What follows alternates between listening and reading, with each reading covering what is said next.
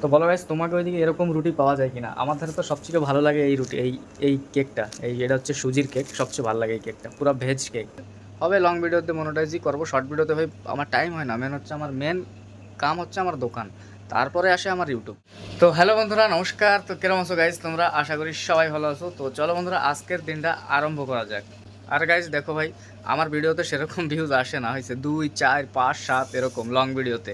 তো আমি মাঝে শর্ট ভিডিও বানাচ্ছিলাম বেঙ্গলি মিনি ব্লগে। তো শর্ট ভিডিওতে একটা ভিডিও হাইয়েস্ট গেছিলো 1.9 মিলিয়ন, মানে 2 মিলিয়নের মতন। তারপরে ধীরে ধীরে 500K, 20K, 3K, এই 30K, ধীরে ধীরে মানে ভিউজ ডাউন হয়ে গেছে।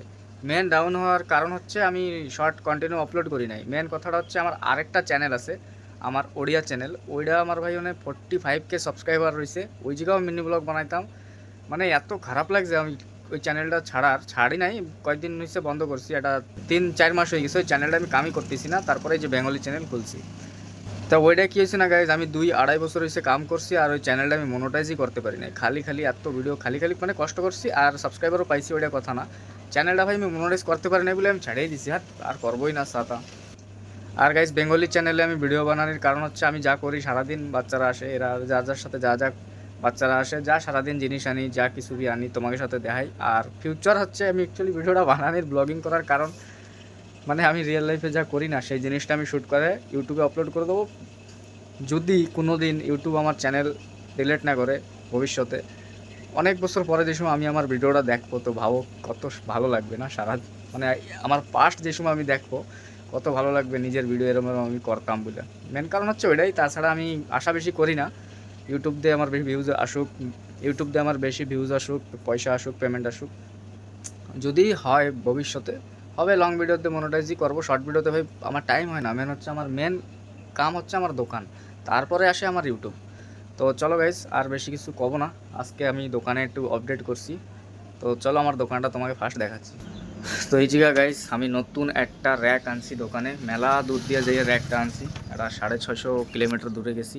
650 কিলোমিটার দূরের দিয়ে একটা র্যাক আনছি। আমাকে এরিয়ায় র্যাকই পাওয়া যায় না। এই র্যাক মেলা দিন অপেক্ষাও করছি র্যাকটা কেনার জন্য, পয়সাপত্র গোছাইছি। এই দেখো গাইস, এই র্যাকটা আনছি।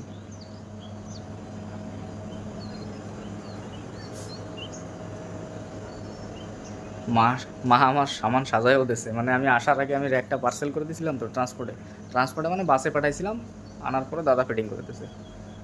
দেখো গাইস, দেখতে একটু শো আইছে মনে হচ্ছে দোকানে।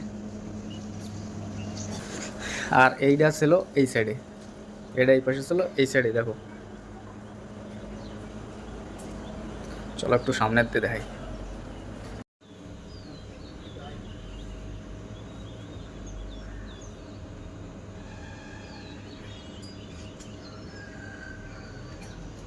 একটা গাইজ, এই র্যাকটা এই জায়গায় লাগানোর পর একটা প্রবলেম হয়ে গেছে। সেটা হচ্ছে, আগে না এটা যে সময় ছিল ওই পাশে, এটা ছোট ছিল।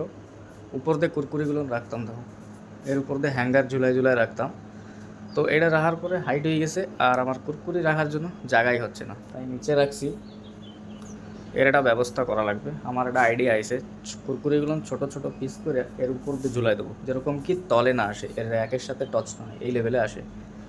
তারপরে অত উপরে তো কেউ চাইলে ছেড়ে দিতে পারবো না। ছোটো কুরকুরিগুলো ছোটো ছোটো পেটির ভিতরে পিস করে রেখে দেবো, দিতে যেন সুবিধা হয় তলের দিই। আইডিয়া করান লাগবে আর কি। তো বলো গাইস, আমার দোকানের ভিউ মানে কেরম দেখায়? একটা একটা লাগানোর পর আর একটু সুন্দর লাগতেছে। আর এই সাইডেও গাইস দেখো, কুরকুরিগুলো নিচেই রেখে দিছি, ঝুলানির জায়গা নাই।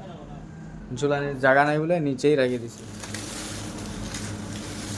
আগে এরকম সব উপর দিয়ে ঝুলাই রাখা হতো, এখানে র্যাক রাখার পরে আর ঝুলাই রাখার জায়গাই নেই। আমি আইডিয়া করছি গাইস, এই ছোটো ছোটো রকম মানে পিস করে উপর দিয়ে ঝুলাবো। আর এই সাইডে তো ফাঁকা রেখে ওই দিকে ললিপপটা ঝুলাই দেবো, আর কুরকুরিগুলো ছোটো ছোটো পিস করে ঝুলাবো। তো আইডিয়াটা চলো গাইস অ্যাপ্লাই করে দিই, কাম করে কিনা।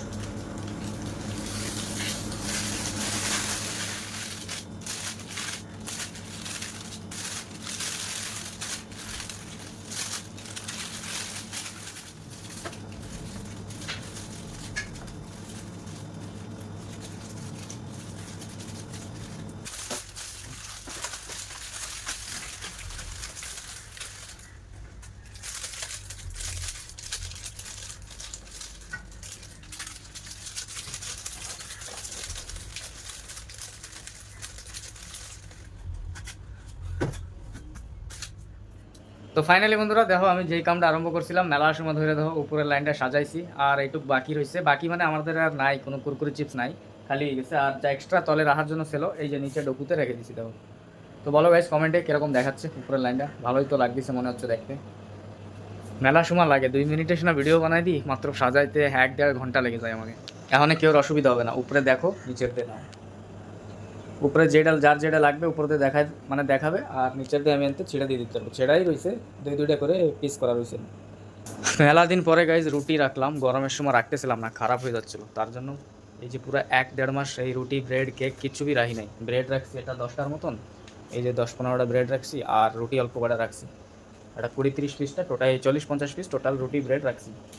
তো বলো গাইজ তোমাকে ওইদিকে এরকম রুটি পাওয়া যায় কিনা? আমার ধারে তো সবচেয়ে ভালো লাগে এই রুটি, এই কেকটা, এটা হচ্ছে সুজির কেক, সবচেয়ে ভালো লাগে এই কেকটা, পুরো ভেজ কেক।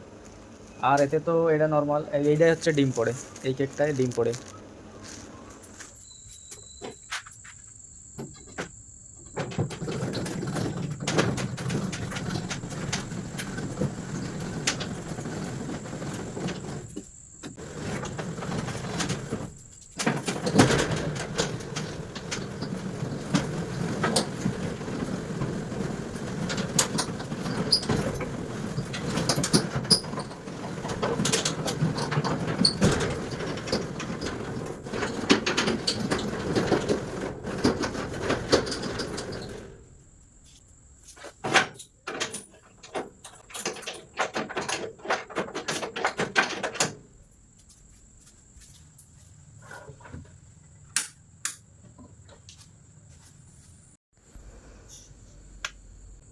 Thank you.